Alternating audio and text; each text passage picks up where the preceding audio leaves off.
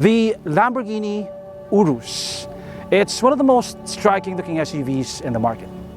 I mean, just look at it. You could almost mistake this for a Jetour Dashing. What?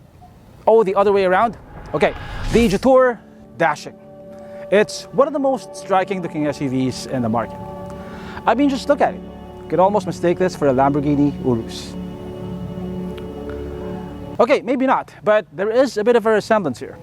Do you see it? Whether you see it or not, the Jetour Dashing is a dashing crossover. But is it worth your money? Let's find out.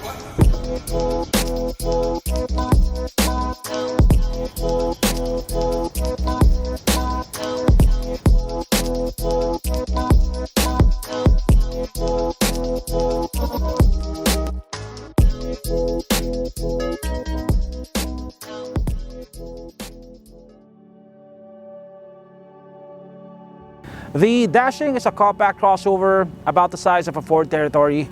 For your reference, these are the dimensions of the Dashing, and here are the dimensions of other compact crossovers. Now, I've been driving this for a couple of days now, and I can confirm that this is a head turner. Although I think it would look better in brighter colors because a lot of detail gets lost here when it's black, like this checkered board pattern on the grille. You get a lot of detail here at the front. It almost looks like a cheese grater, but in a good way. You have these DRLs/turn signals on top, and at the bottom you get these LED headlamps. You get the Jetour badge spelled in big bold letters here at the center. It has these massive fenders which give the car a really muscular look. It gets 19-inch wheels wrapped in 235 55 series Wanley tires. It may look like a Lamborghini Urus from the front, but you can tell that Jetour took a lot of inspiration from Tesla. Like, check this out. Tesla-like door openers. You'll find a lot more Tesla-inspired stuff on the inside, which we'll show you later. Here at the back, it gets these Lexus-style LED tail lamps, also with this checkered board pattern over here. You get the Jetour badge right at the center. The reverse camera is mounted up high, sandwiched in between the third brake lamps. It reminds me of FAL 9000 from the way it stares into my soul. This mission is too important for me to allow you to jeopardize it. You get a faux diffuser down here, and thankfully you don't get any faux exhaust dips. This comes to the power liftgate.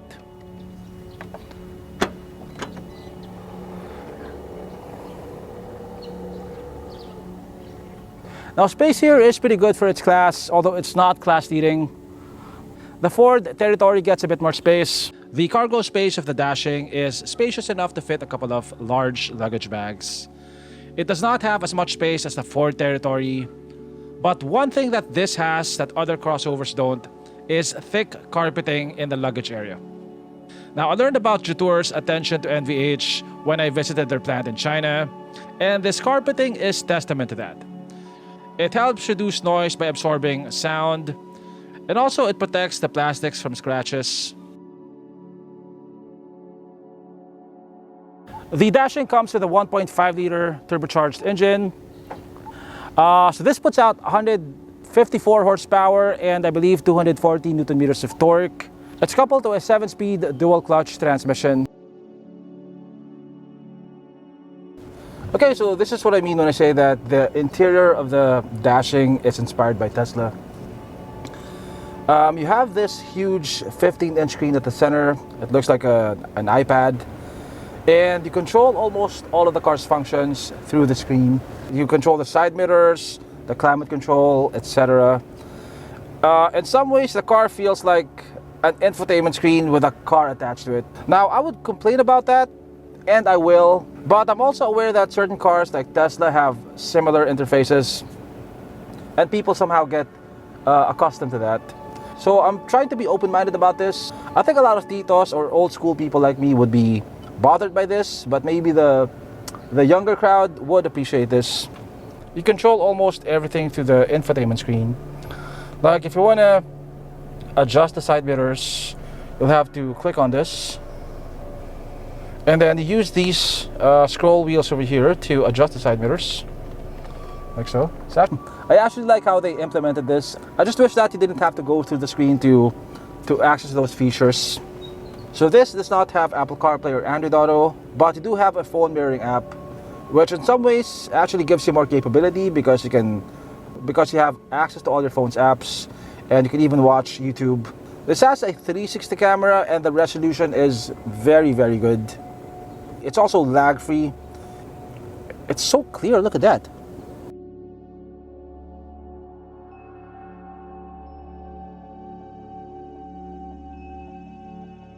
Now this comes with voice recognition. Now I find that it works well on certain commands, like when you have to give it commands for climate control, like if I say, I am listening. Set the temperature to 22 degrees. And it works really well, but if I say, I am ready. Open the windows. Actually, it works, but then I am listening. close the windows.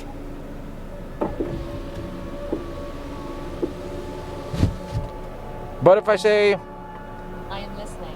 turn the radio on, it works. Okay, it didn't work very well yesterday.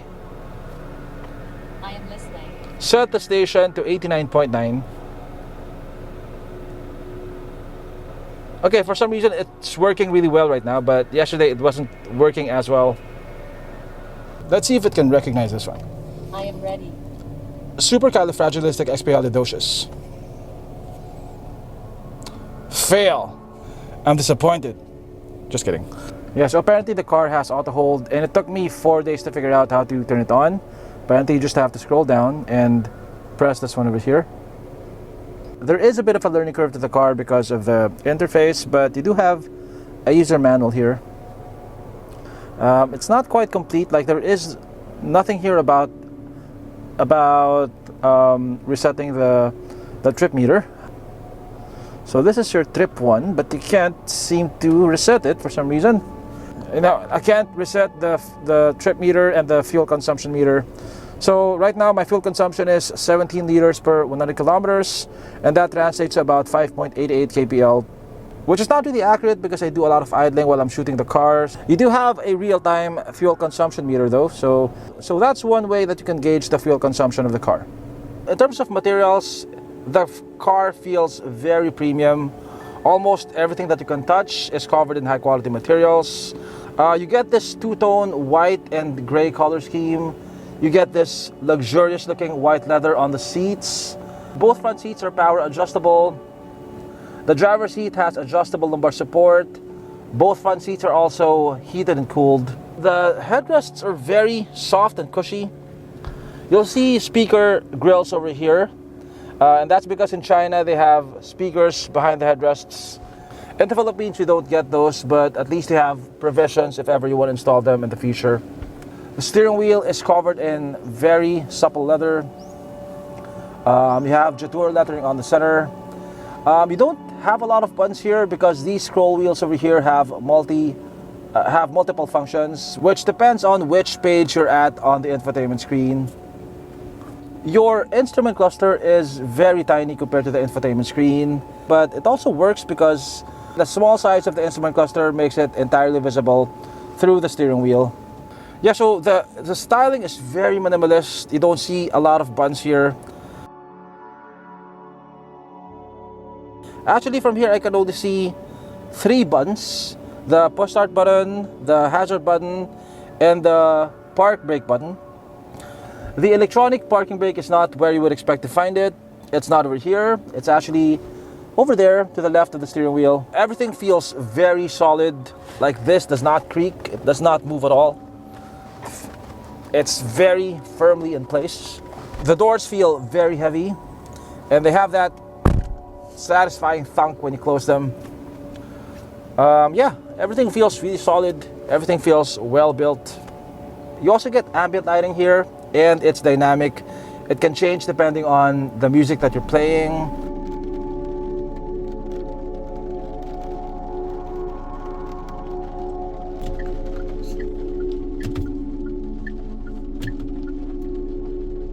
You get an abundance of USB ports here at the front.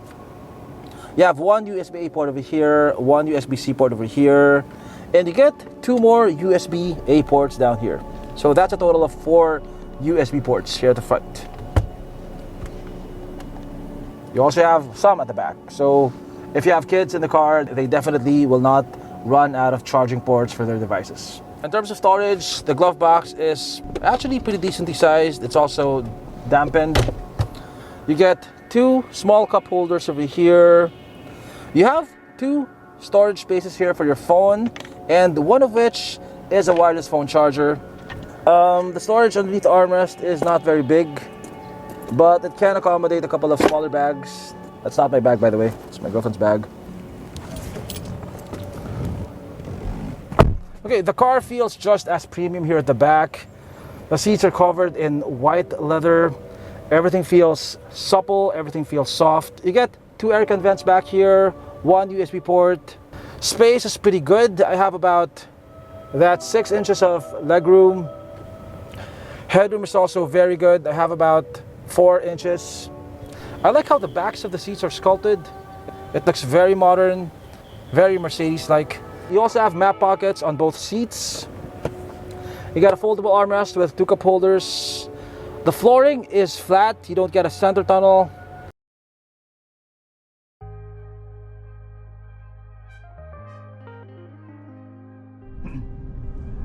Okay. The Dashing is actually quite a pleasant car to drive. It's very refined. NVH levels are very good. You don't get a lot of noise inside the cabin or vibrations. I like the steering wheel.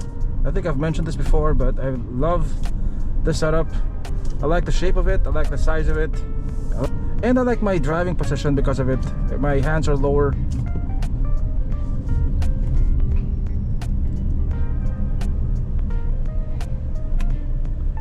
The suspension is soft. It absorbs road imperfections really well. But it also handles pretty well in the corners. And the power, and it may not have as much power as a lot of its competitors, but I think for the target market of this crossover, it's gonna be more than enough. Especially for those who are coming from Japanese crossovers, which are mostly naturally aspirated.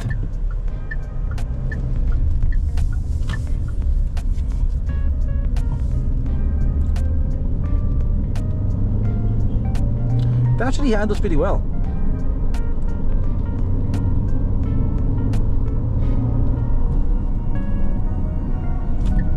And the brake feel is also good. It's very gradual. It doesn't feel like an on-off switch. The transmission, the shifting of the transmission is almost imperceptible. My only complaint about the transmission is that when you're shifting from, let's say, drive to reverse, it takes a while for it to engage.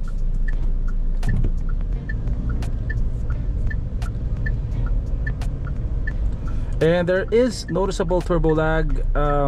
When you're coming from a complete stop, it almost feels like there is no torque. But once you get going, it has more than enough power.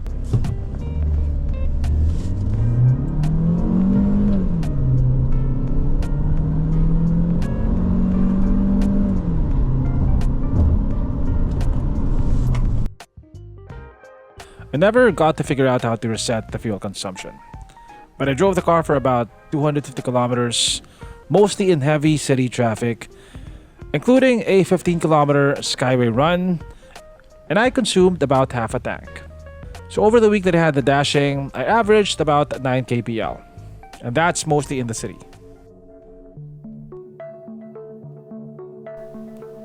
So over the week that I had the Dashing, I realized that the lack of physical buttons didn't bother me as much as I thought it would. I learned that you could actually adjust the aircon fan speed using the left scroll wheel without having to go through the screen. You can use the right scroll wheel to adjust the volume and to skip to the next track, also without having to go through the screen. The side mirrors, there is no shortcut for that, but how many times do you have to adjust your side mirrors anyway? Anyway, I've shown you the interface. If that's something that you think you can live with, then that's not an issue. Regarding the lack of torque coming from a stop, I just learned to step on the gas a bit more when coming from a dead stop, and then easing out as you start moving. There is a learning curve to living with the dashing, but I think that learning curve is surmountable for those who have the patience for it. The dashing sells for 1.3 million pesos. At that price, it offers a lot of wow factor, both on the inside and the outside. I'm not exaggerating when I say that it does turn a lot of heads. I think it even looks more impressive on the inside. It may even have the best looking interior at the price. Sitting inside the dashing, you feel like you're in a much more expensive car. I think it actually beats some entry-level luxury cars in terms of interior quality. I wish it had ADAS or the power to match its sporty looks, but at 1.3 million pesos, I may be asking too much, given what the car already offers. By the way, there's a PHEV variant that I got to see in China. That one has 326 horsepower and 545 Newton-meters of torque. Maybe, hopefully, we'll see that land in the Philippines soon.